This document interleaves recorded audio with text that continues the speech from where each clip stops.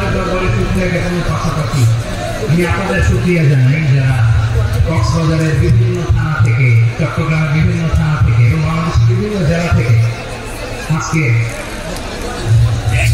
আমাদের এই প্রোগ্রামে প্রায় দীর্ঘ 5 বছর পর যে তাফসীরুল কোরআনের প্রোগ্রাম দিয়ে এবছর আমরা প্রোগ্রাম শুরু করছি, সেই প্রোগ্রামে আপনারা জয়েন করেছেন। আপনাদের সবাইকে অন্তরের অন্তঃস্থল থেকে শুভেচ্ছা জানাই। আমি অন্তরের অন্তঃস্থল থেকে শুভেচ্ছা জানাতে চাই আমাদের সাংবাদিক বন্ধুদের, electronics media, printing media, YouTuber ভাইদের। আজকে এই প্রোগ্রামের শান্তি শৃঙ্খলা নিরাপত্তার দায়িত্বে নিয়োজিত ছিল পুলিশ বাহিনী, বিডিআর বাহিনী, তারপরে র্যাব, দেশপ্রেমিক সেনাবাহিনী এবং পেকুয়া ভলান্টিয়ার ভাইরা, যারা যেভাবে আজকের প্রোগ্রামকে সার্থক করার জন্য আপনারা শ্রম দিয়েছেন, সময় দিয়েছেন, মেধা দিয়েছেন, উপস্থিত হয়ে প্রোগ্রামকে সার্থক করেছেন, আমি সবাইকে শুভেচ্ছা এবং মোবারকবাদ জানিয়ে শুরু করতে চাই। সম্মানিত ভাইরা, আমাদের সময় হাতে খুব কম। বড় তাফসীর প্রোগ্রামগুলোর সবচেয়ে বড় ক্রাইসিস বা প্রবলেম হচ্ছে এখানে শোনাও থাকে বেশি, ইউটিউবার থাকে বেশি, নিউজ কাভারেজ বেশি, কিন্তু মন খুলে, প্রাণ খুলে, নিঝুম নিস্তব্ধ একটা পরিবেশে কথা বলার যে সুযোগ, সেটা হয়ে ওঠে না। কিন্তু আমরা একটু কষ্ট করলে, একটু স্যাক্রিফাইস করলে এটা সম্ভব। আমি শুরুতে হাত জোর করে আল্লাহর ওয়াস্তে আপনাদেরকে চুপ থাকতে বলেছি। কোনো ভলান্টিয়ার্স আপনাকে বলবে না, একজন আরেকজনকে বলবে না, একে অন্যকে বলার দরকার নেই, থামো, সরো, জায়গা নাই, কিছু বলার দরকার নেই, শুধু চুপ থাকতে হবে মেহেরবানি করে কয়েকটা মিনিট। আল্লাহর ওয়াস্তে যদি মেহেরবানি করে চুপ থাকতে পারেন, কয়েকটা কথা শেয়ার করবেন ইনশাআল্লাহ। এই দিকে চুপ হয়ে গেছে মাশাআল্লাহ, এই দিকটা দেবে আল্লাহর ওয়াস্তে। ধাক্কা ধাক্কি জায়গা না হলে পেছনে চলে যাও, আমাকে দেখা লাগবে জরুরি না, এলইডি আছে ওখানেও দেখা যাবে, ওখানে চলে যাও। ধাক্কা ধাক্কি করে ঘেমে ঘর্মাক্ত হয়ে কি একটা কঠিন অবস্থা। শীতের সিজন মনে হয়, আমি তো ঘামতেছি,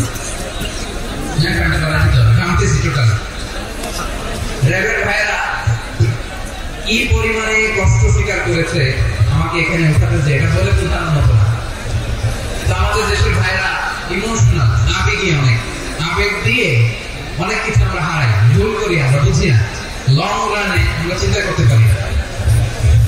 একটা নিঝুম নিস্তব্ধ পরিবেশ যদি দেওয়া যেত, কথা বলতে পারতাম, লক্ষ লক্ষ কোটি কোটি মানুষ, সারা পৃথিবীর মানুষ এটা শুনতো, মানুষের মন, মস্তিষ্ক, চিন্তা, মনটা পরিবর্তন আসে।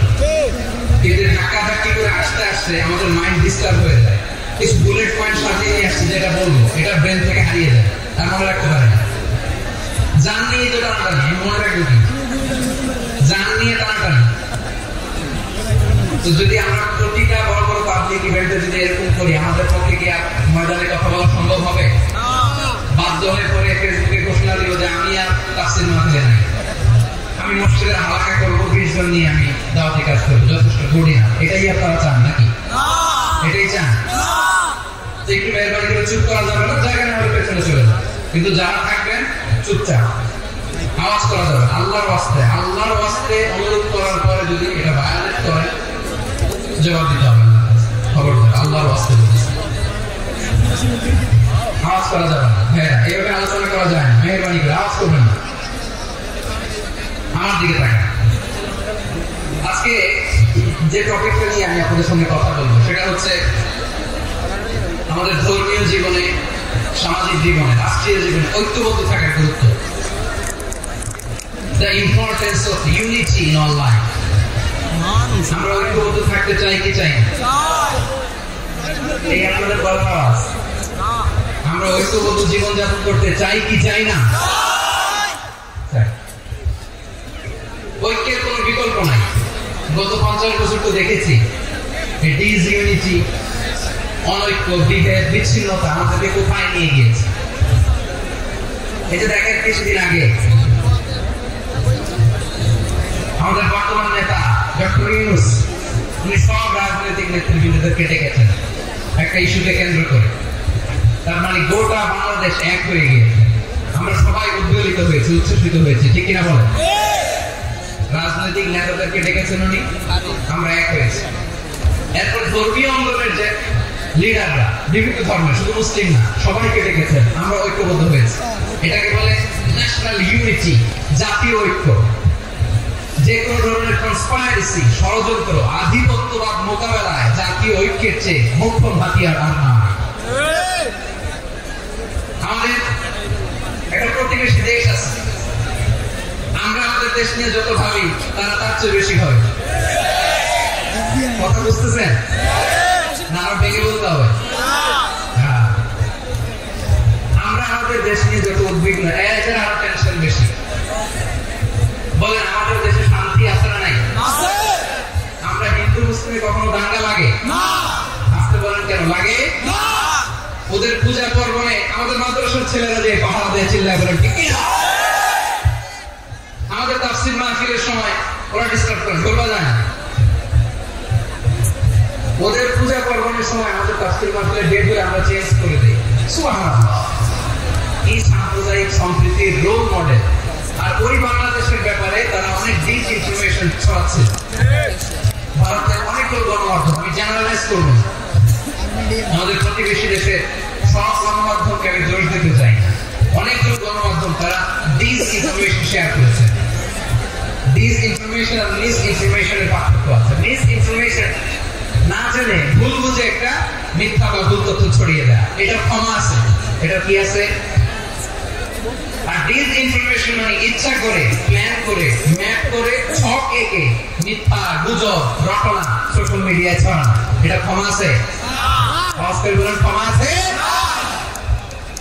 ভারতের কিছু গণমাধ্যম তাই করেছে। আমরা ব্যথিত হয়েছি, আমাদের হৃদয়ে রক্তকরণ হয়েছে। আমাদের প্রতিবেশী দেশকে বলতে চাই, আমাদের দেশ নিয়ে আপনাদের ভাবার দরকার নেই। নিজের চরকায় তেল দেন, নিজের দেশ নিয়ে ভাবেন। গত মাসের ভয়েস অফ আমেরিকার রিপোর্ট, বাংলাদেশে সংখ্যালঘু জনগোষ্ঠী আগের চেয়ে বেশি নিরাপত্তা পাচ্ছে। Report voice of America, Muslim report নাকি? মুসলিম জরিপ, ভয়েস অফ আমেরিকা। কথা বুঝে নাই কোথায়? ভয়েস অফ আমেরিকা কি আমাদের রিপোর্ট? ভয়েস অফ আমেরিকার জরিপ, বাংলাদেশের সংখ্যালঘু জনগোষ্ঠী আগের চেয়ে ভালো নিরাপত্তা পাচ্ছে।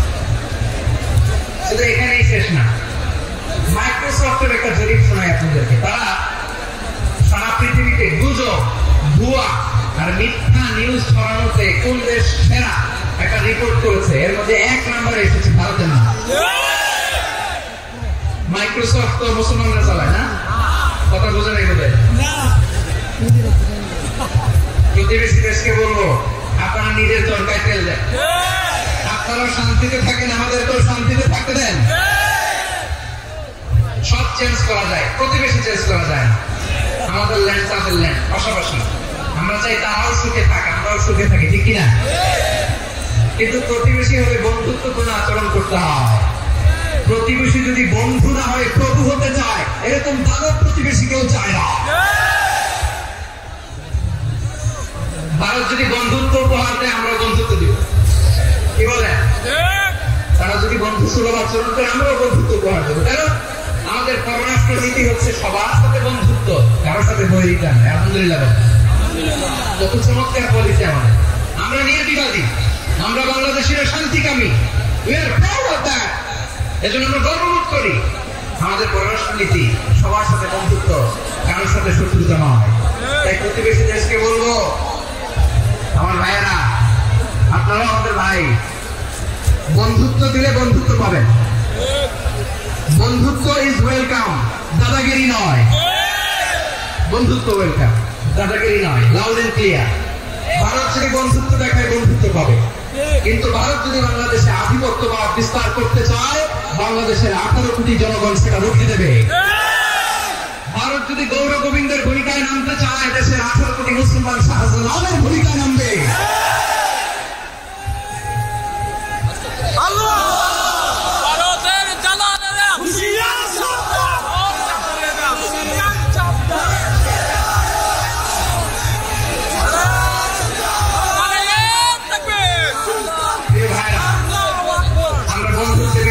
শত্রুতায় নয়, ঠিক কিনা বলেন?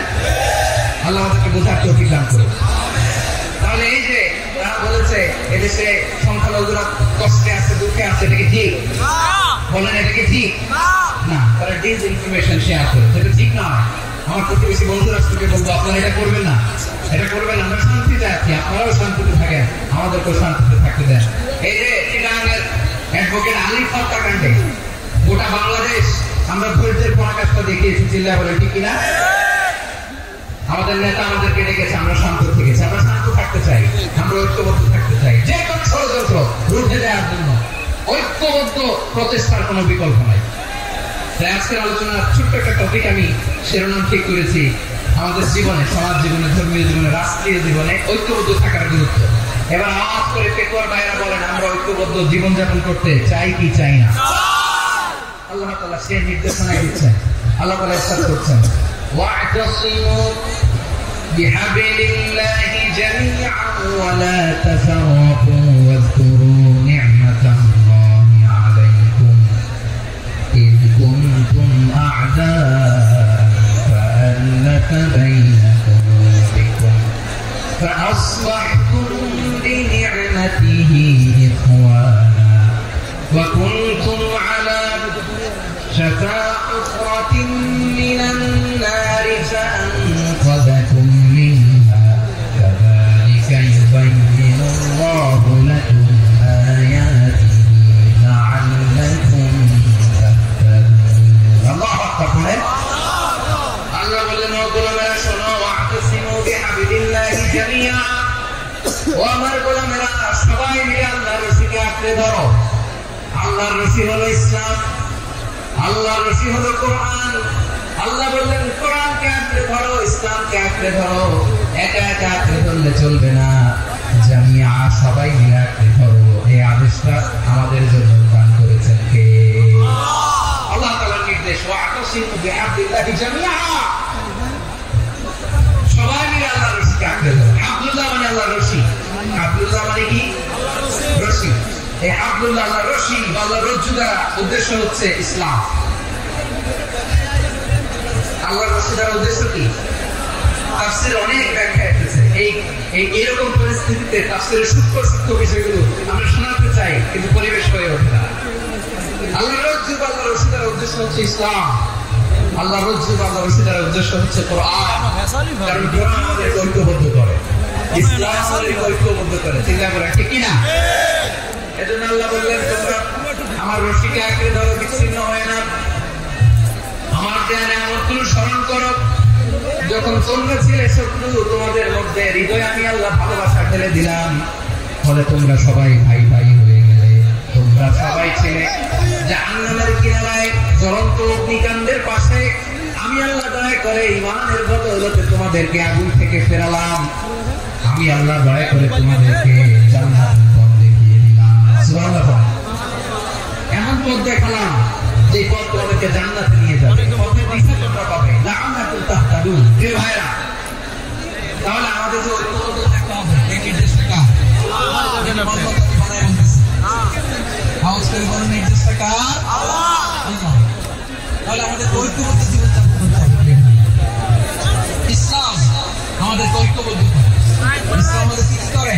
ঐক্যবদ্ধ করে, ঐক্যবদ্ধ করে। বিচ্ছিন্ন হওয়া যাবে, বিচ্ছিন্নতা, ঐক্য, এগুলো আমাদেরকে ধ্বংস করে, আমাদেরকে দুর্বল করে। আমাদের ঐক্যবদ্ধ প্রচেষ্টা আমাদেরকে বিজয়ের দিকে এক ধাপ এগিয়ে নেয়, চিল্লায় বলেন ঠিক কিনা?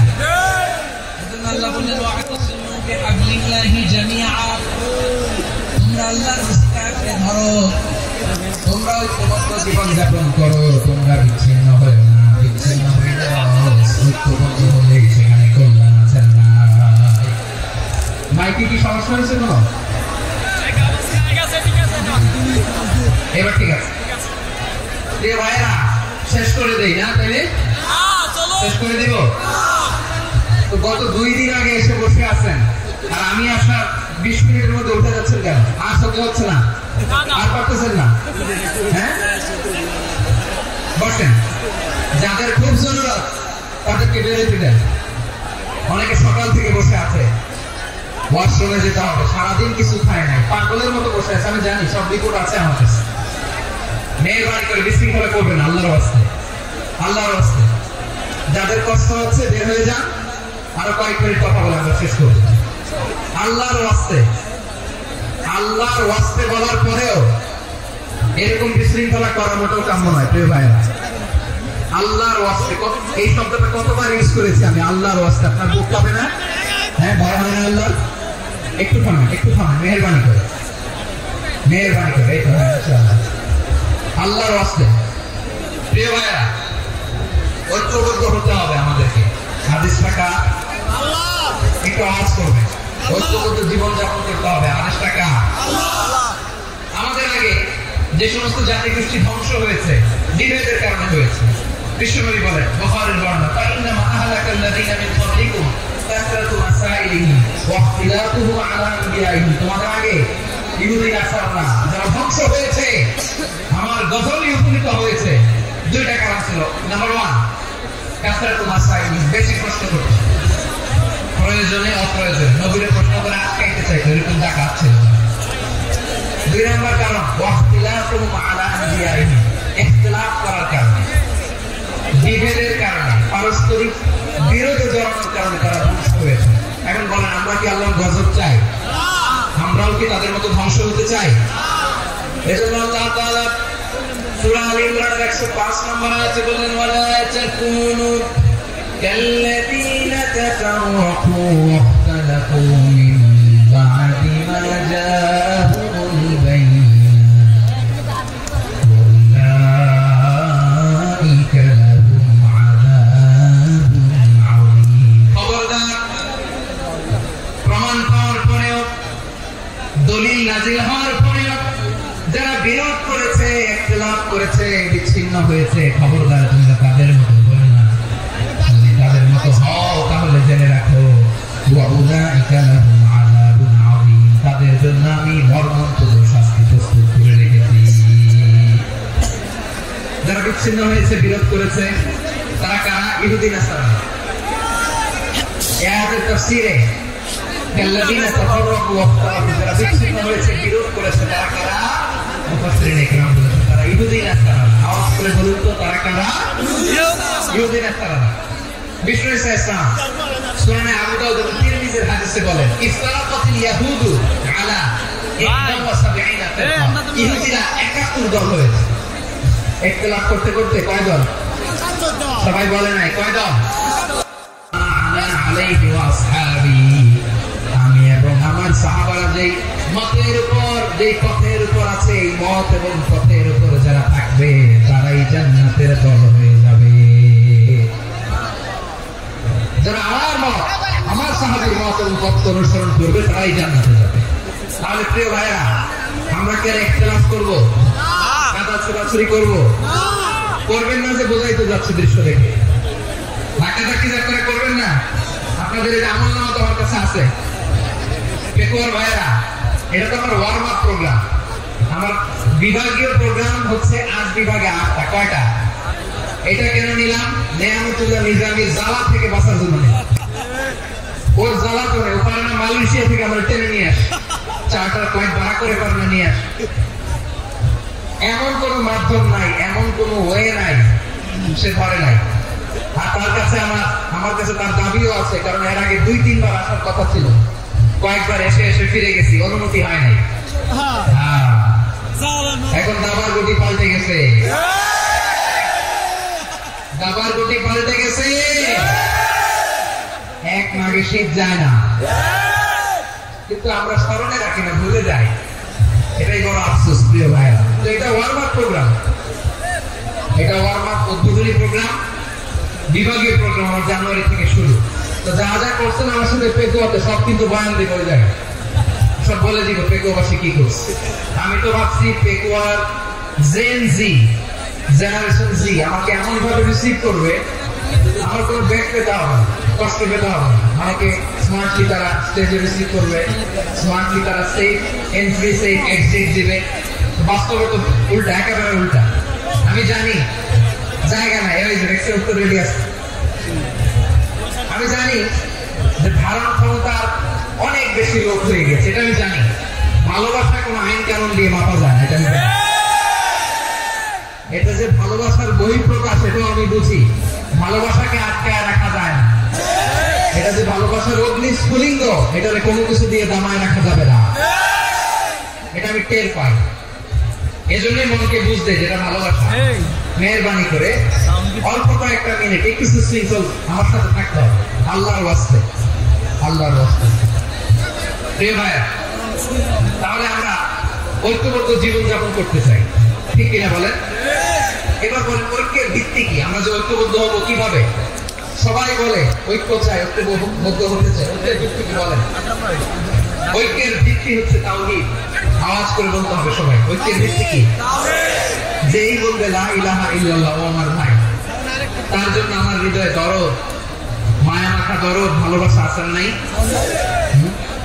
তাওহীদ। এই মুসলিম উম্মাহ ঐক্যের ভিত্তি তাওহীদ। পেকুয়ার ভাইরা মনে রাখেন, মেসেজগুলো মনে রাখেন। মুসলিম উম্মাহ ইউনিটি, ঐক্য, এটার ভিত্তি হচ্ছে তাওহীদ। যেই পড়বে লা ইলাহা ইল্লাল্লাহ সে আমার কি? এজন্য নবী সাল্লাল্লাহু আলাইহি ওয়াসাল্লাম বলেন লা ইলাহা ইল্লাল্লাহ, যে ব্যক্তি বলে লা ইলাহা ইল্লাল্লাহ মুখলিসান মিন কলবিহি, অন্তর থেকে যে পড়বে লা ইলাহা ইল্লাল্লাহ দাখালাল জান্নাহ, সে জান্নাতি হয়ে যাবে। সুবহানাল্লাহ বলেন। যেই পড়বে লা ইলাহা ইল্লাল্লাহ সে কই যাবে? জান্নাতি হয়ে যাবে। দেখুন আমরা সব ভাই যারা লা ইলাহা পড়তে জান্নাতে যাক চাই কি চাই না? নাকি আপনি শুধু একাই জান্নাতে যেতে চান? একাই যেতে চান? জান্নাতে একা আমি যাব না তো ভাই, তোমাকেও জান্নাতে দলে নিতে চাই। সবাই বলেন জান্নাতে একা আমি যাব না তো ভাই, তোমাকেও জান্নাতে দলে নিতে চাই। আমাদের জান্নাতের দল ভারী হোক, আমরা চাই কি চাই না? যেই বলবে লা ইলাহা ইল্লাল্লাহ ওই আমার ভাই, সে জান্নাতে যাক, এটাও আমি চাই, ঠিক কিনা? নাকি সবাই জাহান্নামে বাড়াই একাই আপনি জান্নাতে ঢুকবেন? আচ্ছা বলেন, সব গেছে জাহান্নামে, আপনি একা জান্নাতে, ওই জান্নাতে ভালো লাগবে আপনার? আকল খাটান। সব জাহান্নামে গেছে, যান। এক কাফের, ও জালেম, ও নাস্তিক, সব গেছে জাহান্নামে, আপনি একা জান্নাতে, ওই জান্নাতে ভালো লাগবে? জান্নাতে আমি একা যেতে চাই না, আমার জান্নাতের দলকে আমি ভারী করতে চাই। চিল্লায় বলো ঠিক কি? যারাই বলবে লা ইলাহা ইল্লাল্লাহ তারা আমার ভাই। বিশ্বনবী এই কথা দ্বারা আরো চমৎকার ব্যাখ্যা করেছেন।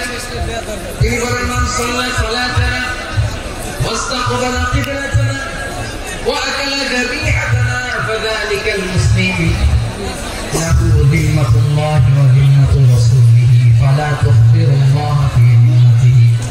বিশ্বনবী তিনটা ক্রাইটেরিয়া শুনিয়ে দিলেন। তিনি বললেন মান সাল্লা সালাতানা, যে ব্যক্তি আমাদের মতো নামাজ পড়ে, ওয়াস্তাকবালা কিবলাতানা, আমাদের কিবলারে কিবলা মানে, ওয়া আকালা যাবিহাতানা, আমাদের জবাই করা পশু খায়, ফাযালিকাল মুসলিম, সেই মুসলমান। আমার মতো নামাজ পড়ে মানে কি? তার ডিভাইন অ্যাক্টিভিটি আমার মতো, তার ইবাদতের সিস্টেম আমাদের মতো। ওয়াস্তাকবালা কিবলাতানা মানে কি? আমার যে ডাইরেকশন তারও একই direction, to the direction of কাবা। আল্লাহু আকবার। কাবার দিকে হয়ে সে নামাজ পড়ে, আমার ডাইরেকশন তার ডাইরেকশন, আমার ডেস্টিনেশন তার ডেস্টিনেশন এক। ওয়া আকালা যাবিহাতানা, আমার জবাই করা পশু খায়, সেই মুসলিম। সেই মুসলিম লাহু যিম্মাতুল্লাহি ওয়া যিম্মাতু রাসূলিহি, তার জন্য রয়েছে আল্লাহর জিম্মা, রাসূলের জিম্মা। ফালা তুখবিরুল্লাহ ফি যিম্মাতিহি, আল্লাহর জিম্মাদারিয়ে তোমরা খেয়ানত করো না। তার মানে তোমার মুসলিম ভাইরা অমুসলিম বলো না, তার জানমালের কোনো ক্ষতি তুমি করতে পারবা না। সুবহানাল্লাহ। তাহলে ঐক্যের ভিত্তি বিশ্বনবীর কথা থেকে, মুখনিসৃত পবিত্র কথা থেকে আমরা পেলাম। আমার আঙ্গুলের দিকে তাকিয়ে আওয়াজ করে বলো পেকুয়ার ভাইয়েরা, ঐক্যের ভিত্তি কয়টা? আওয়াজ করে বলো কয়টা? ঐক্যের ভিত্তি হবে যে তাওহীদ, এটার ব্যাখ্যা তিনটা বলেছেন বিশ্বনবী। এক নম্বরে যে আমাদের মতো নামাজ পড়ে, যে আমাদের কিবলারে কিবলা মানে, যে আমাদের জবাই করা পশু খায়, সেই মুসলিম। সেই কি?